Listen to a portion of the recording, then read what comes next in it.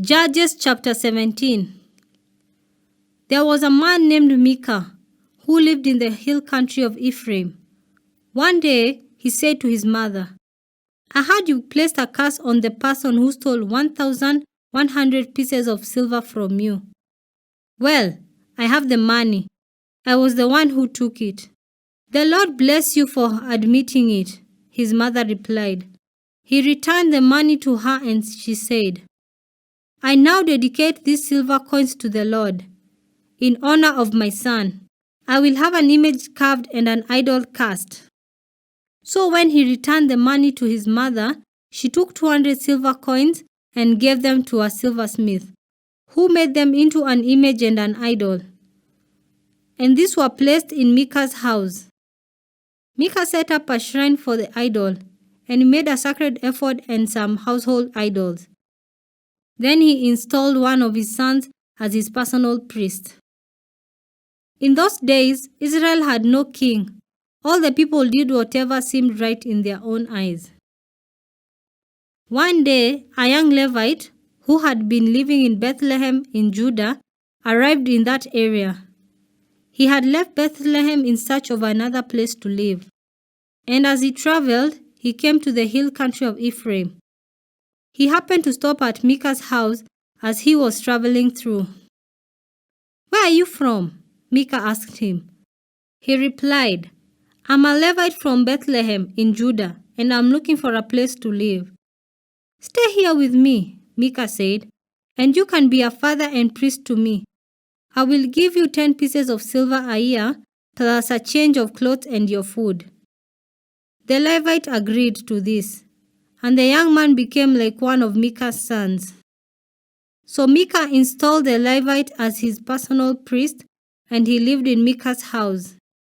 "I know the Lord will bless me now," Micah said, "because I have a Levite serving as my priest."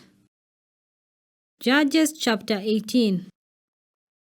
Now, in those days, Israel had no king, and the tribe of Dan was trying to find a place where they could settle, for they had not yet moved into the land assigned to them, when the land was divided among the tribes of Israel. So the men of Dan chose from their clans 5 capable warriors from the towns of Zorah and Eshtaol to scout out a land for them to settle in. When these warriors arrived in the hill country of Ephraim, they called to Micah's house and spent the night there.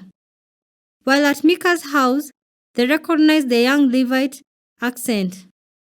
So they went over and asked him, "Who brought you here? And what are you doing in this place? Why are you here?"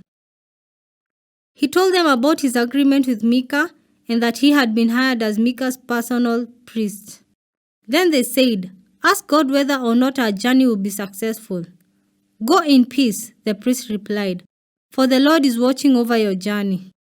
So the 5 men went on to the town of Laish, where they noticed the people living carefree lives, like the Sidonians. They were peaceful and secure. The people were also wealthy because the land was very fertile, and they lived a great distance from Sidon and had no alleys nearby. When the men returned to Zorah and Eshtaol, their relatives asked them, "What did you find?" The men replied, "Come on, let's attack them. We have seen the land and it's very good. What are you waiting for? Don't hesitate to take possession of it. When you get there, you will find the people living carefree lives. God has given us a spacious and fertile land, lacking in nothing." So 600 men from the tribe of Dan, armed with weapons of war, set out from Zorah and Eshtaol. They camped at a place west of Kiriath Jearim in Judah, which is called Mahanedan to this day. Then they went on from there into the hill country of Ephraim and came to the house of Micah. The 5 men who had scouted out the land around Laish explained to the others, "These buildings contain a sacred ephod, as well as some household idols, a carved image and a cast idol. What do you think you should do?" Then the 5 men turned off the road and went over to Micah's house, where the young Levite lived, and greeted him kindly. As the 600 armed warriors from the tribe of Dan stood at the entrance of the gate, the 5 scouts entered the shrine and removed the carved image, the sacred ephod, the household idols, and the cast idol. Meanwhile, the priest was standing at the gate with the 600 armed warriors. When the priest saw the men carrying all the sacred objects out of Micah's shrine, he said, "What are you doing?" "Be quiet and come with us," they said. "Be a father and a priest to all of us. Isn't it better to be a priest for an entire tribe and clan of Israel than for the household of just one man?" The young priest was quite happy to go with them. So he took along the sacred ephod, the household idols, and the carved image. They turned and started on their way again, placing their children, livestock, and possessions in front of them. When the people from the tribe of Dan were quite a distance from Micah's house, the people who lived near Micah came chasing after them. They were shouting as they caught up with them. The men of Dan turned around and said to Micah, "What's the matter? Why have you called these men together and chased after us like this?"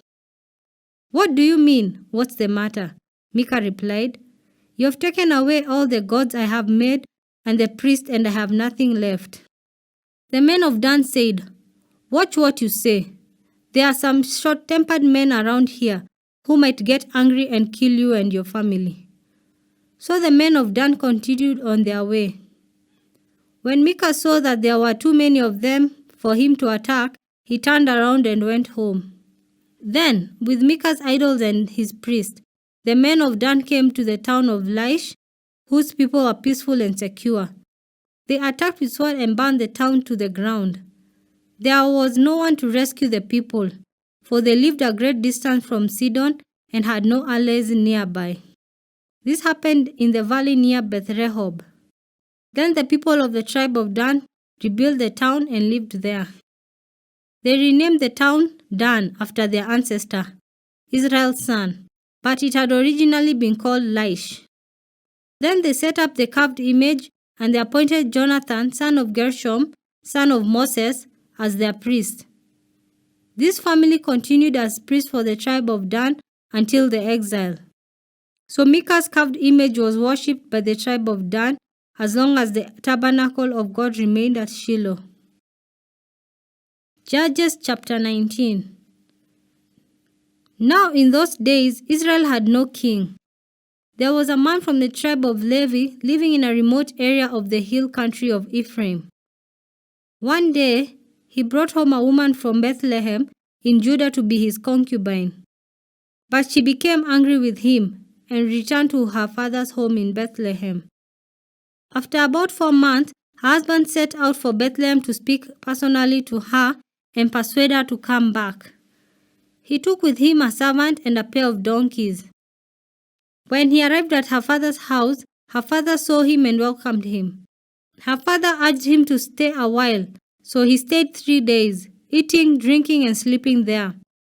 On the 4th day, the man was up early, ready to leave. But the woman's father said to his son-in-law, "Have something to eat before you go." So the 2 men sat down together and had something to eat and drink. Then the woman's father said, "Please stay another night and enjoy yourself." The man got up to leave, but the father-in-law kept urging him to stay, so he finally gave in and stayed the night. On the morning of the 5th day, he was up early again, ready to leave, and again the woman's father said, "Have something to eat, then you can leave later this afternoon." So they had another day of feasting. Later, as the man and his concubine and his servant were preparing to leave, his father-in-law said, "Look, it's almost evening. Stay the night and enjoy yourself. Tomorrow you can get up early and be on your way." But this time the man was determined to leave. So he took his 2 saddled donkeys and his concubine and headed in the direction of Jebus, that is, Jerusalem. It was late in the day when they neared Jebus, and the man's servant said to him, "Let's stop at this Jebusite town and spend the night there." "No," his master said, "we can't stay in this foreign town where there are no Israelites. Instead, we will go to Gibeah." Come on, let's try to get as far as Gibeah or Ramah, and we'll spend the night in one of those towns." So they went on. The sun was setting as they came to Gibeah, a town in the land of Benjamin. So they stopped there to spend the night. They rested in the town square, but no one took them in for the night. That evening, an old man came home from his work in the fields. He was from the hill country of Ephraim, but he was living in Gibeah, where the people were from the tribe of Benjamin. When he saw the travelers sitting in the town square, he asked them where they were from and where they were going. "We have been in Bethlehem in Judah," the man replied. "We are on our way to a remote area in the hill country of Ephraim, which is my home. I traveled to Bethlehem and now I'm returning home. But no one has taken us in for the night, even though we have everything we need. We have straw and feed for our donkeys and plenty of bread and wine for ourselves." "You are welcome to stay with me," the old man said. "I will give you anything you might need, but whatever you do, don't spend the night in the square." So he took them home with him and fed the donkeys. After they washed their feet, they ate and drank together. While they were enjoying themselves, a crowd of troublemakers from the town surrounded the house. They began beating at the door and shouting to the old man, "Bring out the man who is staying with you so we can have sex with him." The old man stepped outside to talk to them. "No, my brothers, don't do such an evil thing, for this man is a guest in my house, and such a thing would be shameful. Here, take my virgin daughter and this man's concubine. I will bring them out to you, and you can abuse them and do whatever you like. But don't do such a shameful thing to this man." But they wouldn't listen to him. So the Levite took hold of his concubine and pushed her out the door. The men of the town abused her all night, taking turns raping her until morning. Finally, at dawn, they let her go. At daybreak, the woman returned to the house where her husband was staying. She collapsed at the door of the house and lay there until it was light. When her husband opened the door to leave, there lay his concubine with her hands on the threshold. He said, "Get up, let's go." But there was no answer. So he put her body on his donkey and took her home. When he got home, he took a knife and cut his concubine's body into 12 pieces. Then he sent one piece to each tribe throughout all the territory of Israel. Everyone who saw it said, "Such a horrible crime has not been committed in all the time since Israel left Egypt." Think about it. What are we going to do? Who's going to speak up? Judges chapter 20. Then all the Israelites were united as one man, from Dan in the north to Beersheba in the south, including those from across the Jordan in the land of Gilead. The entire community assembled in the presence of the Lord at Mizpah. The leaders of all the people and all the tribes of Israel, 400,000 warriors armed with swords, took their positions in the assembly of the people of God. Word soon reached the land of Benjamin that the other tribes had gone up to Mizpah. The Israelites then asked how this terrible crime had happened. The Levite, the husband of the woman who had been murdered, said, "My concubine and I came to spend the night in Gibeah, a town that belongs to the people of Benjamin. That night, some of the leading citizens of Gibeah surrounded the house, planning to kill me, and they raped my concubine until she was dead. So I cut her body into 12 pieces and sent the pieces throughout the territory assigned to Israel. For these men have committed a terrible and shameful crime. Now then, all of you, the entire community of Israel, must decide here and now what should be done about this." And all the people rose to their feet in unison and declared, "None of us will return home. No, not even one of us. Instead, this is what we will do to Gibeah. We will draw lots to decide who will attack it. 1/10 of the men from each tribe will be chosen to supply the warriors with food, and the rest of us will take revenge on Gibeah of Benjamin for this shameful thing they have done in Israel." So all the Israelites were completely united, and they gathered together to attack the town. The Israelites sent messengers to the tribe of Benjamin saying, "What a terrible thing has been done among you. Give up those evil men, those troublemakers from Gibeah, so we can execute them and purge Israel of this evil." But the people of Benjamin would not listen. Instead, they came from their towns and gathered at Gibeah to fight the Israelites. In all, 26,000 of their warriors armed with swords arrived in Gibeah to join the 700 elite troops who lived there. Among Benjamin's elite troops, 700 were left-handed, and each of them could sling a rock and hit a target within a hair's breadth without missing. Israel had 400,000 experienced soldiers armed with swords, not counting Benjamin's warriors. Before the battle, the Israelites went to Bethel and asked God, which tribe should go first to attack the people of Benjamin? The Lord answered, Judah is to go first. So the Israelites left early the next morning and camped near Gibeah. Then they advanced towards Gibeah to attack the men of Benjamin. But Benjamin's warriors, who were defending the town, came out and killed 22,000 Israelites on the battlefield that day. But the Israelites encouraged each other and took their positions again at the same place they fought the previous day. For they had gone up to Bethel and wept in the presence of the Lord until evening. They had asked the Lord, "Should we fight against our relatives from Benjamin again?" And the Lord said, "Go out and fight against them." So the next day they went out again to fight against the men of Benjamin. But the men of Benjamin killed another 18,000 Israelites, all of whom were experienced with the sword. Then all the Israelites went up to Bethel and wept in the presence of the Lord, and fasted until evening. They also brought burnt offerings and peace offerings to the Lord. The Israelites went up seeking direction from the Lord. In those days, the ark of the covenant of God in Bethel, and Phinehas son of Eleazar, and grandson of Aaron was the priest. The Israelites asked the Lord, "Should we fight against our relatives from Benjamin again, or should we stop?" The Lord said, "Go. Tomorrow I'll hand them over to you." So the Israelites set an ambush all around Gibeah. They went out on the third day and took their positions at the same place as before. When the men of Benjamin came out to attack, they were drawn away from the town. And as they had done before, they began to kill the Israelites. About 30 Israelites died in the open fields and along the roads, one leading to Bethel and the other leading back to Gibeah. Then the warriors of Benjamin shouted, "We are defeating them as we did before."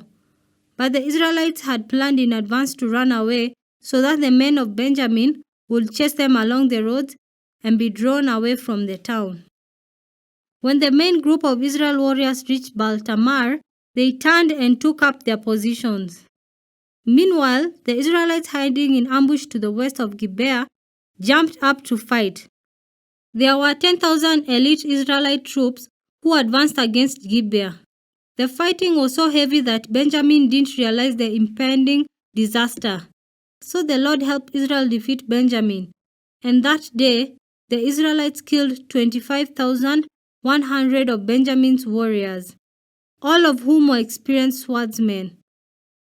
Then the men of Benjamin saw that they were beaten.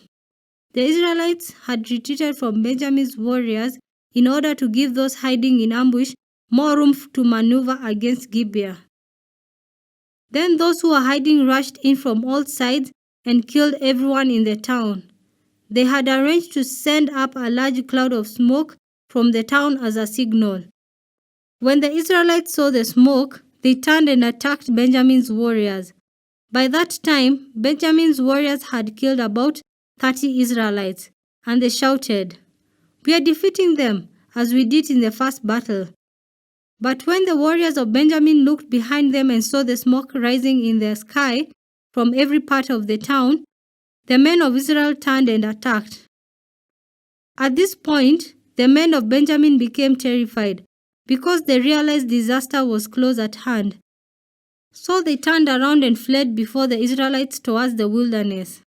But they couldn't escape the battle and the people who came out of the nearby towns were also killed.